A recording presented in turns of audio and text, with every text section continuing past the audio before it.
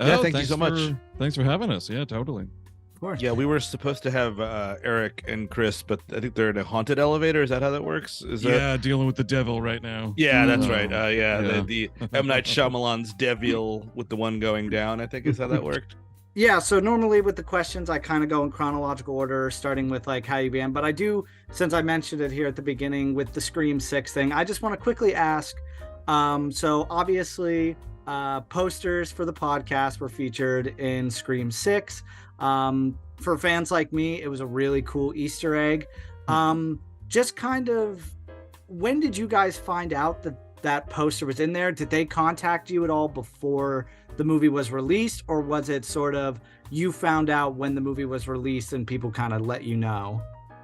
I can take this, Steve, I guess. Yeah, that's when you do that. Yeah, no, we knew about it well in advance.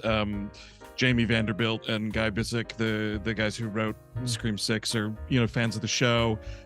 So the production company Project X reached out and said, "Hey, we would like to license some artwork from the show," and we acquiesced immediately. You don't say no to something like that. It was art by Philippe Sobrero and Chris Walton, two different posters. Chris Walton did one for us a long time ago for a show poster, and then the logo, which is done by Philippe Sobrero. Which, by the way, the Chris Walton poster is the Friday one, which is really fun. The logo, which is big and important, is the only thing Jenna Ortega was tall enough to obscure in that one show. You know what I mean? Yes, She's that's right. the shortest actress going. She's amazing. She's really great. I can't wait to see her in Beetlejuice 2 and all these things. But she is just tall enough to obscure our poster. Like, could you just, Jenna, just. And we can expect to see you guys again in Scream 7 this time. Oh, yeah. Yep. We'll be getting butchered on screen. Absolutely. No. I wish, man. That would be rad. But yeah, I think if we agreed to that now, we might be scabs. So I don't want to do that. Right. Mm-hmm. How did you get into horror? I don't know if it's your favorite genres, but if it is, or if it's a genre you like, how did you get started with it? What was kind of those early days with it? Andrew, yours is going to be longer, so you should go first because mine's much shorter. It is. No, I don't know. When I have a distinct memory of being in like the 5th or 6th grade and going to a buddy's house. And it was one of those classic, like, negligent parent things that we had in the 90s where, like, you could just watch stuff and, like, the mom was in the other room sucking back the cigarettes and, like, did not pay attention at all. So this was the kid that introduced me to, like, the X-Files, which is another one of my, like, lifelong favorite things. But one night, we were hanging and Friday the 13th 6, I think, was on TV. And I was like, holy what is any of this? And so it's kind of like from there, totally obsessed, geeky horror hound guy, raided video stores looking for stuff. Like, I could not get enough of it. I wrote my senior thesis in college around horror movies, so I've been in the game for a while. I was sort of famously really, like, I was just a scaredy kid. I did not care for horror. I mean, I was a big movie kid, so, like, I would go to Blockbuster and, like, what do you call it there, like, independent video stores, and just always see these really intense VHS covers and be like, that is not for me. You know what I mean? And just sort of walk around. And, like, I remember very clearly, like, Return of the Living Dead, that cover always freaked me out. Like, even dumb stuff like Ginger Dead Man, I'd be like, I don't know, dude, it's kind of making me nervous. The first real big spooky movie I saw was Event Horizon, which I think I was about 14 for. And then, like, that kind of, for lack of a better word, kind of broke the cherry. And, like, you get into your teens and I just started kind of creeping into the horror genre. I didn't really get into, like, franchise stuff until I met these guys, Andrew and Eric and all those guys, and, like, kind of we just started sitting down and just watching a ton of movies together. And now, like, my wife met my wife, who's a much bigger horror fan than I am. So, like, kind of she introduced me to her favorite stuff, and, like, kind of now it's one of my favorite things to do is just check out a new horror movie. We just saw Talk to Me this weekend or the other weekend, and I was like, it's going to be one of my favorite movies of the year because it was just so fun. When it comes to then those early days of horror, just because I've heard you guys joke about it a lot on the podcast whenever you're talking about movies that aren't horror, or like those early horror movies you saw, Is there any specific moment from either a horror film or a non-horror film that you remember like scared you as a kid? I recall one of the first movies I ever saw in theaters was the second Ghostbusters. And one of the first times I think Vigo the Carpathian comes out of the painting, I was scared of that. I remember like physically leaving the seat and like kind of crouching behind the seat in front of me as like a little, whatever I was, 5 or 6 year old kid seeing that movie, which like for the most part I think is a fine movie for a young lad to see, but that big German hulking man was absolutely terrifying to me. I'm sorry, I have to pull it up because I want to get the title correctly. Sorry, 1 second. It's Flintstones in Viva Rock Vegas was the movie. Thank you so much. No, it is Danny DeVito there it as is. the Penguin in Batman Returns. No, yeah, that was. I mean, actually, That's yeah, pretty terrifying. Two things. My dad would, my parents got divorced. My dad was like movie dads, so we would not just go to movies, we would theater hop in movies.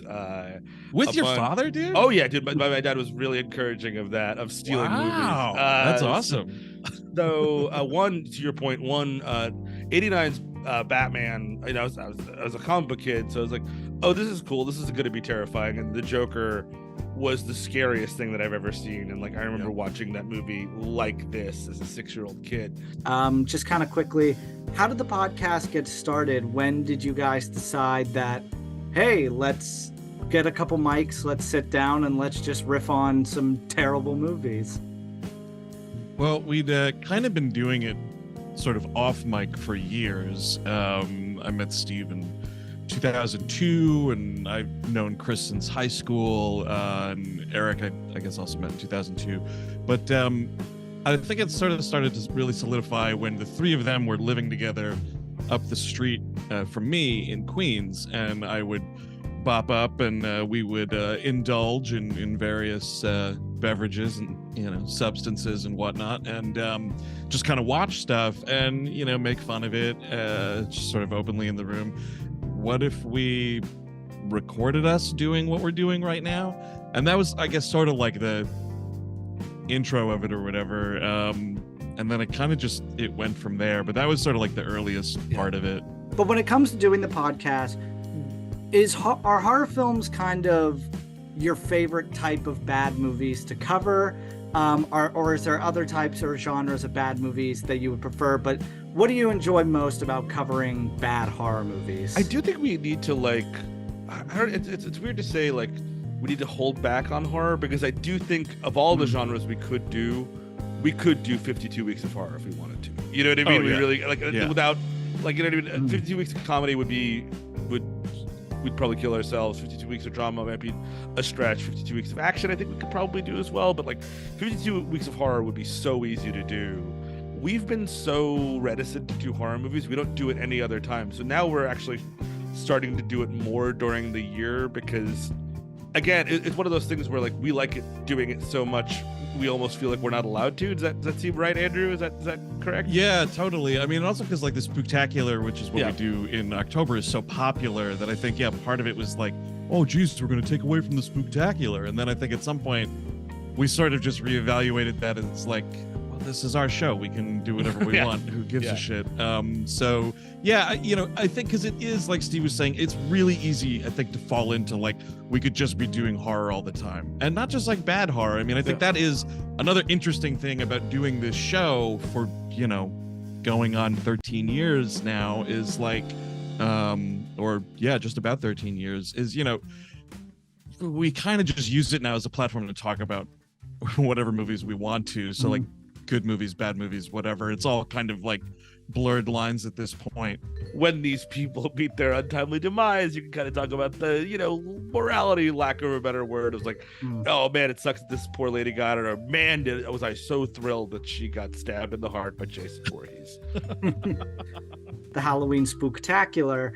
Obviously, by the time this airs, you guys will already be well into the Halloween Spooktacular, and I know you're on break, but out of curiosity, have you started giving thought to what movies you might want to start covering for Spooktacular this year? Yeah, we were talking about this today a little bit, actually. We're definitely doing, is it Exorcist Dominion? Is that correct? No. We're doing Exorcist the beginning, the shitty thing that Paul Schrader got fired off of. Got it. Exorcist the beginning, which I think also the other cut is Dominion. I'm pretty sure beginning is Dominion. Yes, they're both, but we're doing the beginning cut, I guess is the answer. Dominion prequel to The Exorcist is the Paul Schrader movie. Exorcist the beginning is what's his face who did like Die Hard. It's a Rennie Harlan. Yes. After Schrader got fired off of it, and it sucks, but yeah. But we're doing that as sort of a tie-in. We love to do this when franchises come out with a new now it's all reboots. So when this new David Gordon Green Exorcist reboot, which looks terrible by the way, that trailer looked yikes. I'm not. So we'll see. Will be much more poignant. We will be doing. We were going to do this anyway. We're going to do we also like to do if we're doing a franchise on the H feed on our Patreon, we do an L feed, which is the love feed. Let's do the original Exorcist, which is one of my favorite movies ever. And now today is the day that William Friedkin I wanted to mention you guys also do live shows. In fact, you also have a live show coming up, which I'm going to plug right here.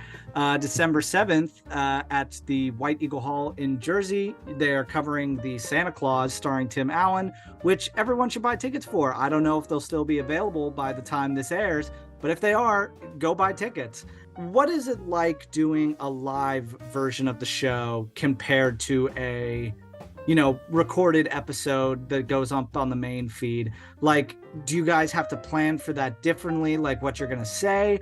Or is it just kind of like, just do what we do, but there's probably like hundreds, thousands of people out there?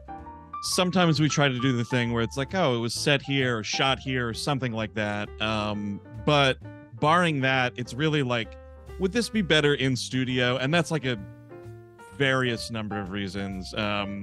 But it's like, what is, and this isn't really like cheating, but it's like, what are things that like the audience likes about the show that if we were to bring it to the audience and be able to do those things, it would make the show better. So a lot of times that's like, oh, do we have like a dumb voice with one of the actors that's in the movie? Okay, that's a benefit because people like to see that stuff live. So that stuff kind of does go into it. I think also, and also just sort of like notoriety of titles, you know what I mean? Sort of, we wouldn't want to go super obscure because people are buying a ticket to the We Hate Movies thing, but you want them to bring their friend, and it's like, what are they talking about? And like, when you answer like Star Trek 4, like, okay, I kind of know what you're talking about, or like, you're talking about something like, I don't even know, a letter from death row, like that's never gonna happen, you know what I mean? So like there's that. And I think the other part, and we're still learning a little bit, I think Andrew will agree that we would never do Fatal Attraction again. We did Fatal Attraction in Salt Lake City, an erotic thriller, the heart of Mormon country.